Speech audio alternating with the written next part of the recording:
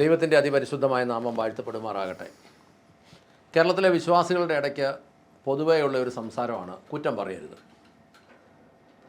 മറ്റൊരു ശുശ്രൂഷകനെ പറ്റി ഒട്ടും പറയരുത്.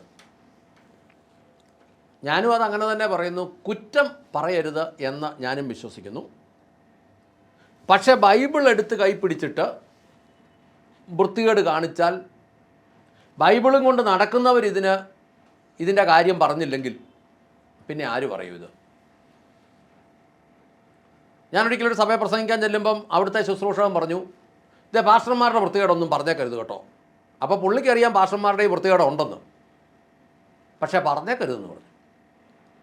ഞാനത് കഴിഞ്ഞ് ഇറങ്ങി വന്ന് പുള്ളിയോട് ചോദിച്ചു. പുള്ളി പറഞ്ഞു, അത് ഒന്നാമത് ജനത്തിന് ഇപ്പം വിശ്വാസം ഇല്ല, പിന്നെ ഉള്ളതും കൂടെ കളയണ്ടെന്ന് എന്ന് പറഞ്ഞു കഴിഞ്ഞാൽ, പുള്ളി പറഞ്ഞതിൻ്റെ അർത്ഥം ഇത്രേ ഉള്ളൂ, ഈ പശുവിൻ്റെ കറവ പറ്റിയതാ എന്ന് പറഞ്ഞാൽ ഈ വിശ്വാസി എന്ന പശുവിൻ്റെ കറവ ഏതാണ്ട് പറ്റി, ഇതിനെ അറക്കാൻ കൊടുക്കാനുള്ളതാണ്, ഇതിനെ കൊടുക്കുന്നതിനിപ്പോൾ ഉള്ളത് നമുക്ക് ഊറ്റിയെടുക്കാം, അതുകൊണ്ട് വേറെ ഒന്നും പറഞ്ഞേക്കരുതെന്ന് ഈ പറഞ്ഞതിൻ്റെ അർത്ഥം. ശുശ്രൂഷകനാണേലെന്നാ വിശ്വാസിയാണേലെന്നാ കൊള്ളരുതായി കാണിച്ചാൽ പറയാൻ ശേഷിയുള്ളവനെ ആ വചനം ശുശ്രൂഷകനായി എടുക്കുന്നത്. പറയാൻ ശേഷിയുള്ളവൻ. ഈ മറ്റു മതക്കാരെക്കുറിച്ചൊന്നും നമ്മളൊന്നും പറയുന്നില്ല, മറ്റു മതക്കാർ ശരിയോ തെറ്റോ എന്നൊന്നും നമ്മൾ പറയുന്നില്ല, നമുക്കത് പറയേണ്ട കാര്യമില്ല.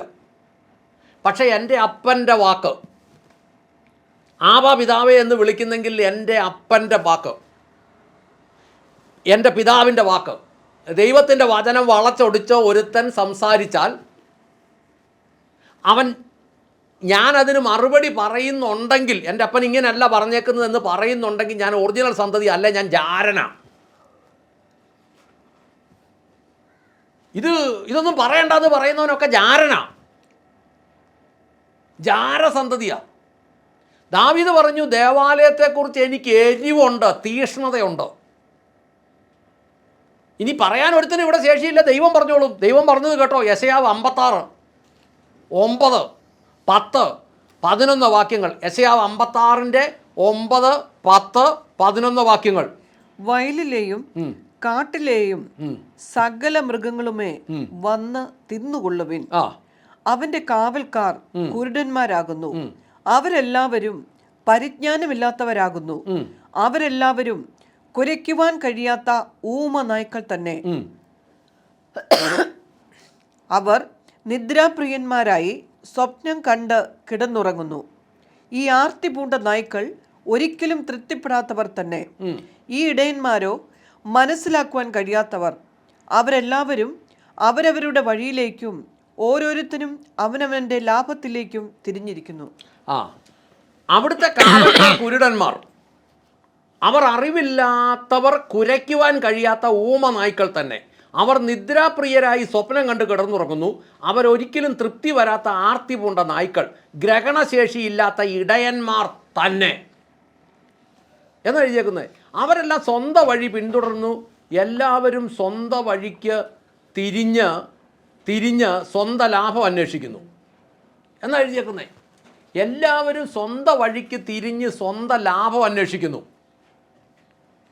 ഇത് ഇംഗ്ലീഷിൽ വായിച്ചു കഴിഞ്ഞാൽ ഈ നായ്ക്കൾ എന്നുള്ളത് ഇംഗ്ലീഷിൽ നായ്ക്കൾ എഴുതാൻ പറ്റിയല്ല, ഡോഗെന്നേ എഴുതുള്ളൂ. ഡോഗെന്ന് എഴുതിയിട്ട് ഡോഗിന് ബഹുമാനപൂർവ്വം വേറൊരു വാക്കൊന്നും ഇംഗ്ലീഷിലുള്ളതായിട്ട് എനിക്കറിയത്തില്ല. അങ്ങനെ ഒരു വാക്കുണ്ടോ വേറെ? ഡോഗിന് ബഹുമാനപൂർവ്വം വിളിക്കാൻ പറ്റുന്ന വാക്ക് വല്ലതും ഉണ്ടോ? ഇല്ല, ഡോഗെന്നല്ല ഉള്ളൂ. ഡോഗെന്നുള്ളതിൻ്റെ തനി മലയാളം എന്നാ? പട്ടിന്ന് തന്നെ അത്. പിന്നെ ഇത് എഴുതി വന്നപ്പോൾ ഇച്ചിരി സ്റ്റാൻഡേർഡിൽ അങ്ങോട്ട് എഴുതിയെന്നുള്ളൂ. അവിടുത്തെ കാവൽക്കാർ കുരുടന്മാർ, അവർ അറിവില്ലാത്തവർ, കുരയ്ക്കാൻ കഴിയാത്ത ഊമ പട്ടികൾ തന്നെ എഴുതിയേക്കുന്ന പട്ടികൾ. അവർ നിദ്രപ്രിയരായി സ്വപ്നം കണ്ട് കിടന്നുറങ്ങുന്നു. അവർ ഒരിക്കലും തൃപ്തി വരാത്ത ആർത്തി പൂണ്ട നായ്ക്കൾ, ഗ്രഹണശേഷിയില്ലാത്ത ഇടയന്മാർ തന്നെ. അവരെല്ലാവരും സ്വന്തം വഴി പിന്തുടരുന്നു, എല്ലാവരും സ്വന്തം വഴിക്ക് തിരിഞ്ഞു സ്വന്തം ലാഭം അന്വേഷിക്കുന്നു. സ്വന്തം ലാഭം അന്വേഷിക്കാൻ പറയും. ആരെക്കുറിച്ചും പറയുമൊന്നും വേണ്ട കേട്ടോ. ഈ പശുവിൻ്റെ കറവ തീരാറായി, അവസാനം ഒരു ശകലം ചോരയാണെങ്കിലും ഇങ്ങോട്ട് ഊറ്റിയെടുത്ത് നമുക്ക് ജീവിക്കാൻ. ജനം ഒന്നും നന്നാകാൻ പോകുന്നില്ല. ജാരസന്തതി ആയതുകൊണ്ട് അങ്ങനെ പറയുന്നത്. ഒറിജിനലാണെങ്കിൽ അതുകൊണ്ട് വൃത്തികെട്ട വർത്താനമൊന്നും പറയല. ദൈവം പറയുവാണ്, എൻ്റെ ഇടയന്മാർ ആർത്തി പൂണ്ട പട്ടികളാന്ന്. എല്ലാവരെക്കുറിച്ചൊന്നും അല്ല പറയുന്നത് കേട്ടോ, എല്ലാവരെക്കുറിച്ചൊന്നും ആണെന്ന് നിങ്ങൾ വിചാരിക്കരുത്. പക്ഷേ ഈ കാര്യം പറയാൻ അറിയാവുന്നവനെയാണ് ദൈവം ശുശ്രൂഷകനായി എടുക്കുന്നത്. അവൻ അതിൻ്റെ വ്യവസ്ഥയിൽ ജീവിച്ചിട്ട് അങ്ങനത്തെ 10 എണ്ണം എഴുന്നേക്കാമെങ്കിൽ ഈ കേരളത്തിലെ ഈ കൊള്ളരുതാത്തതെല്ലാം ഒതുങ്ങും. ഇപ്പം പൊതുവെ ഒരുവിധം ചൊവ്വുള്ള ജനം പറയുന്നത് എവിടെ നമ്മൾ പോകും, എല്ലാം കള്ളന്മാരല്ലെന്ന ചോദ്യം. ഏതിൻ്റെ അടുത്തോട്ടാണ് പോകുന്നത്? എല്ലാം കള്ളന്മാരല്ലേ. ഇതുകൊണ്ടാണ് കർത്താവ് പറഞ്ഞത് വരുമ്പോൾ ഇവിടെ വിശ്വാസം കാണുമെന്ന് ലൂക്ക 18:8 ചോദിച്ചത്. ഞാൻ വരുമ്പോൾ ഭൂമി വിശ്വാസം കാണുമെന്ന്.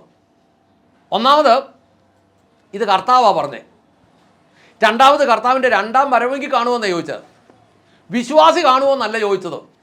വിശ്വാസി കാണും. വിശ്വാസി ഇവിടെ ആരാധനയും പ്രാർത്ഥനയും അന്യഭാഷയും ശുശ്രൂഷയും കച്ചവടവും ഹോളുണ്ടാക്കും പരിപാടി എല്ലായിട്ട് വിശ്വാസി ഇവിടെ കാണും.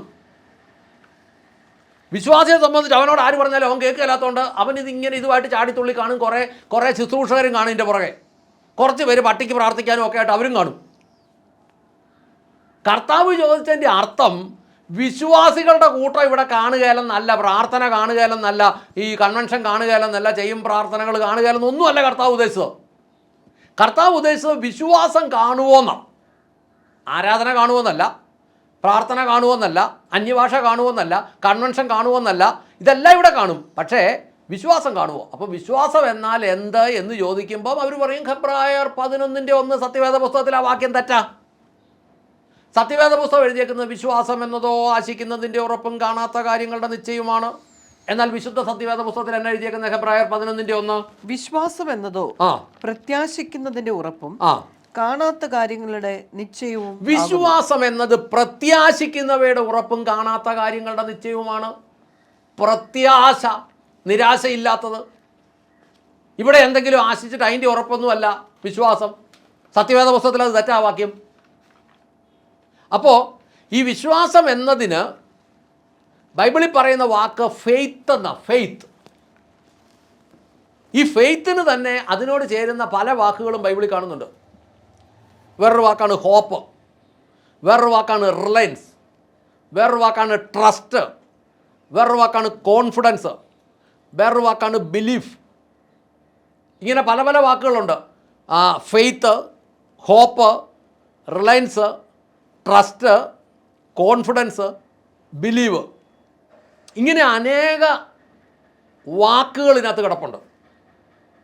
ഇതിനെല്ലാം മൊത്തത്തിലൊരു വിശ്വാസം എന്നാണ് പറയുന്നതെങ്കിലും റിലയൻസ് എന്ന വാക്കിൻ്റെ അർത്ഥം വിശ്വസ്തത എന്നാണ്. ഏതാണ്ട് ട്രസ്റ്റിനും അതൊക്കെ തന്നെയാണ്. ആശ്രയം എന്നൊരർത്ഥം ഉണ്ടെങ്കിലും കോൺഫിഡൻസ് എന്ന് പറഞ്ഞാൽ ആത്മവിശ്വാസം എന്നാണ്. ആത്മവിശ്വാസം.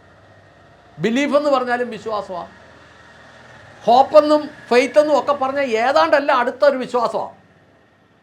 പക്ഷെ കർത്താവ് പറഞ്ഞത് ഞാനിവിടെ വരുമ്പോൾ, രണ്ടാമത് ഞാൻ വരുമ്പോൾ, ഒന്നാമത്തെ വരവിൽ വന്ന് ഞാൻ എല്ലാ പരിഹാരവും ചെയ്തു പോയിട്ട് തിരിച്ചിവിടെ വരുമ്പോൾ ഇവിടെ വിശ്വാസം കാണുമോ? കർത്താവ് എന്താ പറഞ്ഞതെന്ന് നമ്മൾ വളരെ ആഴമായിട്ട് അറിഞ്ഞിരിക്കണം. അത് നമ്മൾ അടുത്ത 2-3-4 വീഡിയോകളിൽ നമ്മൾ അതിനെക്കുറിച്ച് കൂടുതലായിട്ട് ചിന്തിക്കാൻ പോവുക. കർത്താവ് ഇവിടെ വരുമ്പം വിശ്വാസി ഇവിടെ കാണും. വിശ്വാസിയെ തട്ടിട്ട് മുട്ടിട്ട് ഇവിടെ നടക്കാൻ പറ്റില്ല. പ്രവർത്തനം ഉണ്ടോയെന്ന് ചോദിച്ചാൽ അന്യായ പ്രവർത്തനം ഇവിടെ കാണും. അന്യഭാഷ ഉണ്ടോയെന്ന് ചോദിച്ചാൽ വന്ന് സഭകളിൽ ഇപ്പം വേറൊന്നുമില്ല, അന്യഭാഷ മാത്രമേ ഉള്ളൂ. അർത്ഥം എന്താ? ഞാൻ മുന്നൊരു വീഡിയോയിൽ പറഞ്ഞതുപോലെ ഈ വരങ്ങളിൽ ഏറ്റവും ലീസ്റ്റായിട്ടുള്ള, ഏറ്റവും താഴെ തട്ടിലുള്ള അന്യഭാഷ, ജാതികൾക്ക് അടയാളമാക്കി കൊടുത്തിരിക്കുന്ന അന്യഭാഷ മാത്രം ഇപ്പോൾ സഭകളിലായി. അതുകൊണ്ട് എന്തു വേണ്ടി ബൈബിളിൽ നിന്നുള്ള ഒരു കാര്യവും വിശ്വാസിക്ക് പിടികിട്ടുന്നേയില്ല. വിശ്വാസിക്കിപ്പം വന്ന് ഒരു കാര്യവും മനസ്സിലാകുന്നില്ല. അതുകൊണ്ടാണല്ലോ തിരുവത്താഴം കർത്തൃമേശയാക്കി മാറ്റിയത്. തിരുവത്താഴം രാവിലെ 8-ന് കൊടുത്താൽ ബ്രേക്ക്ഫാസ്റ്റ് ആക്കി മാറ്റിയത്. തിരുവത്താഴം ഉച്ചയ്ക്ക് 12-ന് കൊടുത്താൽ അത് ലഞ്ചാക്കി മാറ്റിയത്.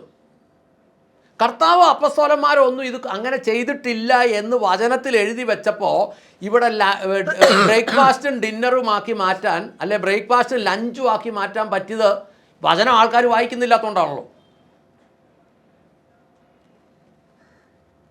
വചനത്തിൻ്റെ വ്യവസ്ഥയിൽ ദൈവത്തെ നമസ്കരിക്കുന്നത്, ആരാധിക്കുന്നത് എങ്ങനെയാണെന്ന് യെശയ്യാവിൻ്റെ പുസ്തകം 6-ാം അധ്യായത്തിൻ്റെ തുടക്കവും വെളിപ്പാട് പുസ്തകത്തിലും പറയുമ്പോൾ ഈ അന്യഭാഷയുടെ പാട്ട് ആരാധന ആത്മാവിലാണെന്നും പറഞ്ഞ് ആക്കിയത് ജനം വചനം വായിക്കാത്തതുകൊണ്ടാണല്ലോ, അല്ല ജനത്തിന് ഇത് പിടികിട്ടാത്തതുകൊണ്ടാണല്ലോ. ഇത് മുന്നോട്ട് വന്നു കഴിയുമ്പോൾ ജനം ഇത് കൃത്യമായിട്ടിരുന്ന് അക്ഷരികമായി വായിച്ച് ശ്രമിച്ചാൽ, ഒന്നാമത് മലയാളത്തിൽ തർജ്ജിമയ്ക്കകത്ത് ഒരു 50% തെറ്റുണ്ട്. സത്യവേദ പുസ്തകത്തിലും എല്ലാ മലയാളം ബൈബിളിലും തെറ്റുണ്ട്. നമുക്കിത് കൂട്ടത്തോടെ പ്രാർത്ഥിക്കാം ഇതിൻ്റെ ഒരു ഒറിജിനൽ തർജ്ജിമ വളരെ പെട്ടെന്ന് ഇറങ്ങാൻ. ഈ തമിഴ് ബൈബിളിൻ്റെ തനി മലയാളം ഇങ്ങോട്ട് ഇറക്കിയാൽ മതി. അത് ബൈബിൾ സൊസൈറ്റിക്ക് നിസ്സാരമായിട്ട് കഴിയും. പക്ഷേ കേരളത്തിലെ ബൈബിൾ കോളേജുകളൊക്കെ അപ്പോൾ പൊളിച്ചു കളയേണ്ടി വരും. ഇവർ പഠിപ്പിച്ച കാര്യങ്ങളെല്ലാം പൊളിക്കേണ്ടി വരും. ഇവിടുത്തെ ആരാധന സമ്പ്രദായം പൊളിക്കേണ്ടി വരും. ഇവിടുത്തെ പല പരിപാടിയും മാറ്റേണ്ടി വരും. ഇവർ ഇത്രയും കാലം ശരിയാന്ന് പഠിപ്പിച്ചതെല്ലാം പൊളിക്കേണ്ടി വരും. പക്ഷേ ദൈവത്തിനെ സംബന്ധിച്ച് ദൈവം ആദ്യം തൊട്ടേ പറഞ്ഞ ഈ ഒരു കാര്യം തന്നെ, ദൈവത്തിന് അതിനകത്ത് നിന്നാൽ മതി. അതുകൊണ്ട് കർത്താവ് പറഞ്ഞു, ചെറിയ അജഗണം ഭയപ്പെടണ്ട, ചെറിയ അജഗണത്തിനെ ഇത് പിടികിട്ടുള്ളൂ. പിടികിട്ടാത്തവനെ സംബന്ധിച്ച് എന്ത് സംഭവിക്കുമെന്ന് ചോദിച്ചു കഴിഞ്ഞാൽ, അവൻ ഒരു കാലത്ത് അവനായിരുന്ന പൗരോഹിത്യ മതങ്ങൾ വിട്ടുകളഞ്ഞിട്ട് അവൻ ഈ പെന്തക്കോസ് വിശ്വാസി വന്നപ്പം ഇതിന് ദൈവവുമായിട്ട് ഒരു ബന്ധവുമില്ലെന്ന് നാളെ ഒരു കാലത്ത് വചനത്തിൽ കൂടെ മനസ്സിലായാൽ, ഇത് ഉപദേശ പെശകാണെന്ന് മനസ്സിലായാൽ, ദൈവം ഉദ്ദേശിക്കുന്ന ആശയമല്ല ഇത് പറയുന്നതെന്ന് മനസ്സിലായാൽ, ദൈവം ഉദ്ദേശിക്കുന്നതല്ല ചെയ്യുന്നതെന്ന് മനസ്സിലായാൽ, അന്ന് വേറെ വഴിയില്ലെന്നാവും. അതുകൊണ്ട് വിശ്വാസം കാണുമോ എന്ന് കർത്താവ് പറഞ്ഞത് എന്താണെന്ന് നമുക്ക് മുന്നോട്ടുള്ള വീഡിയോകളിൽ നമുക്ക് അതിനെക്കുറിച്ച് ആഴമായിട്ട് ചിന്തിക്കാം, പ്രാർത്ഥിക്കാം. സ്വർഗ്ഗസ്ഥനായ ഞങ്ങളുടെ പിതാവേ, ഞങ്ങളുടെ കർത്താവായ യേശു ക്രിസ്തുവേ, പരിശുദ്ധാത്മാവായി ഞങ്ങളുടെ നല്ല ദൈവമേ, നല്ല ദിവസത്തിനായി ഞങ്ങൾ നന്ദി പറഞ്ഞ് പ്രാർത്ഥിക്കുന്നു.